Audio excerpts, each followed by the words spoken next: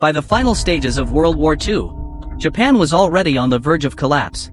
But even after atomic bombing of Hiroshima completely destroyed the city and killed around 70,000 people, Japan's military leadership still refused to surrender and insisted on continuing the war. Meanwhile, after returning home from the Potsdam Conference, Harry S. Truman publicly declared that Hiroshima had been a military target and announced that the United States would continue using atomic bombs until Japan's ability to wage war was completely destroyed. Because Japan still showed no clear intention to surrender, the US military soon decided to carry out another nuclear strike. At 3:47 a.m. on August 9, 1945, pilot Charles Sweeney took off from Tinian Island aboard the B-29 bomber Bockscar. Inside the aircraft was the Fat Man atomic bomb. The mission closely resembled the Hiroshima operation. The weather reconnaissance aircraft Enola Gay departed ahead of time, while two additional observation planes accompanied Bockscar, the Great Artiste and Big Stink. The primary target for the mission was the city of Kokura, home to major weapons factories and military production lines. Nagasaki was designated as the secondary target. Before takeoff, the crew discovered a malfunction in the aircraft's fuel pump. But replacing the equipment or transferring the atomic bomb would take too much time. Worse still, the bomb had already been armed and prepared for detonation, creating major risks. In the end, Paul Tibbets and Sweeney decided to continue the mission. Weather reconnaissance later reported that both Kokura and Nagasaki had suitable bombing conditions. Bockscar arrived over Yakushima Island, the scheduled rendezvous point. Soon after, the Great Artiste arrived successfully. But Big Stink flew at the wrong altitude and failed to circle over the meeting area as planned. As a result, it never arrived on time. According to operational orders, the bomber group was not supposed to remain at the rendezvous point for more than 15 minutes, but the crews waited nearly 40 minutes before finally heading toward Kokura. That delay proved critical. The previous day, the nearby city of Yaata had been heavily bombed with incendiary attacks. Massive smoke from the fires drifted across Kokura. At the same time, workers at the Yaata steel mills deliberately burned tar to create even more black smoke over the area. Together, the smoke covered nearly 70% of Kokura, making the aiming point impossible to identify visually.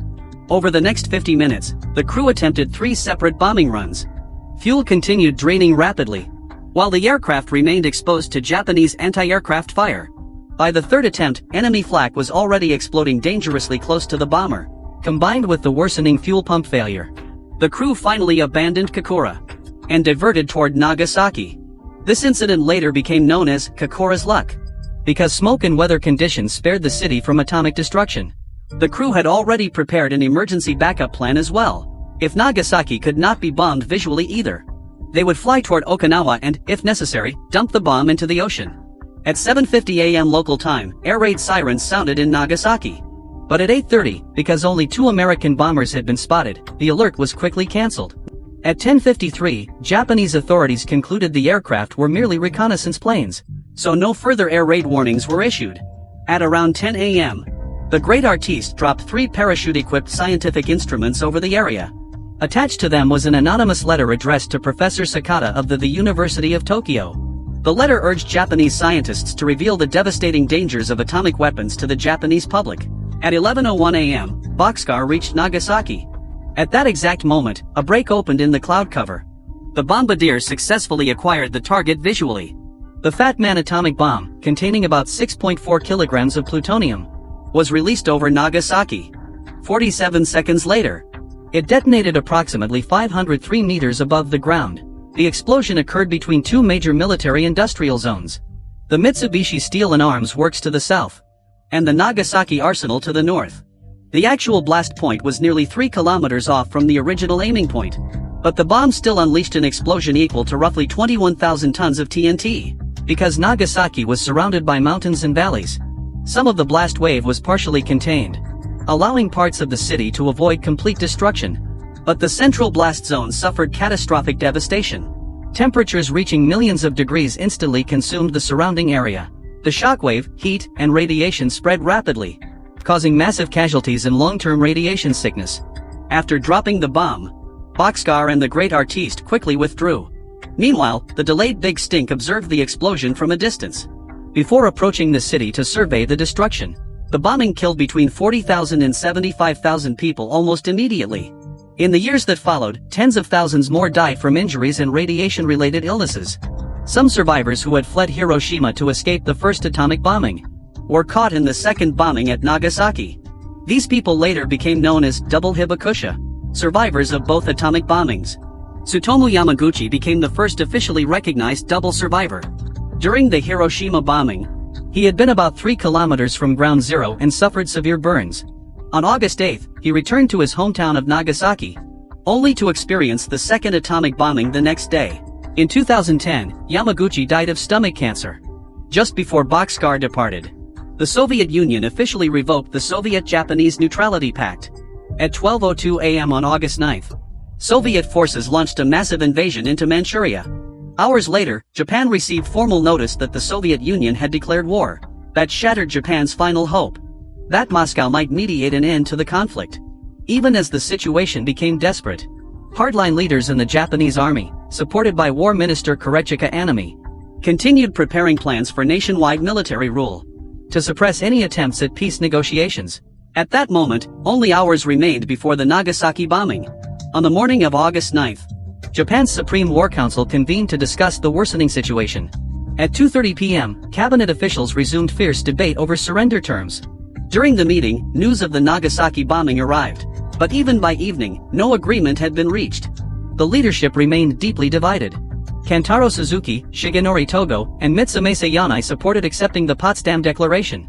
Meanwhile, Anami, Yoshijiro Umezu, and Somo Toyota insisted on conditional surrender terms, including prohibiting Allied occupation of Japan and allowing Japan to conduct its own war crimes trials.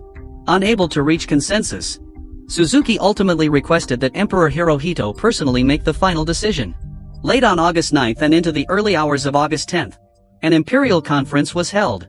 Traditionally, the emperor did not directly intervene in political or military matters. His involvement was considered extraordinary.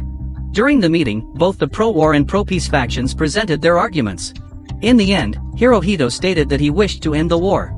He acknowledged that Japan would have to endure unbearable suffering to prevent the nation and its people from facing even greater destruction. The emperor agreed to accept the Potsdam Declaration, with the sole condition that the imperial system be preserved. On August 14, Hirohito recorded the imperial rescript announcing Japan's surrender. That same day, Anami signed the surrender documents alongside the cabinet. The following morning, he committed seppuku. His final message read, "I humbly apologize to the emperor with my death." On August 15, 1945, Japan officially announced its unconditional surrender to the Allied powers. Then, on September 2, the formal surrender documents were signed aboard the USS Missouri, BB-63, in Tokyo Bay.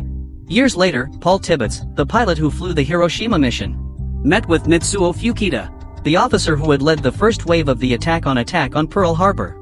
Tibbets said the surprise attack on Pearl Harbor had caught America completely off guard. Fuchida replied that the atomic bombings had done the same to Japan. He also admitted that the nuclear attacks objectively accelerated the end of the war. At the time, Japan's wartime ideology had reached extreme fanaticism. Civilians were prepared to die for the emperor. If Allied forces had launched a full invasion of the Japanese mainland, men, women, and even children would likely have resisted with primitive weapons. The resulting bloodshed could have been catastrophic beyond imagination. Japanese civilians understood the terrifying consequences of such a homeland battle better than anyone else. Hiro Onoda became one of the most legendary examples of that mentality. After World War II ended, this Japanese intelligence officer refused to believe the war was over, and continued hiding and fighting on a remote island for nearly 30 years. When the war ended in 1945, Onoda was stationed on Lubon Island in the Philippines. Neither he nor his remaining soldiers believed Japan had surrendered. When they later found leaflets announcing Japan's defeat, they dismissed them as Allied propaganda.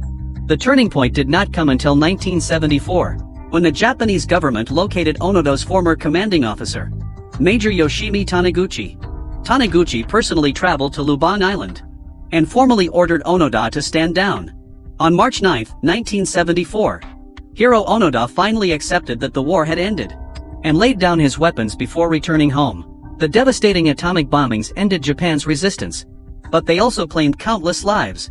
War has no true winners. Only by remembering history and respecting peace can humanity prevent such tragedies from happening again.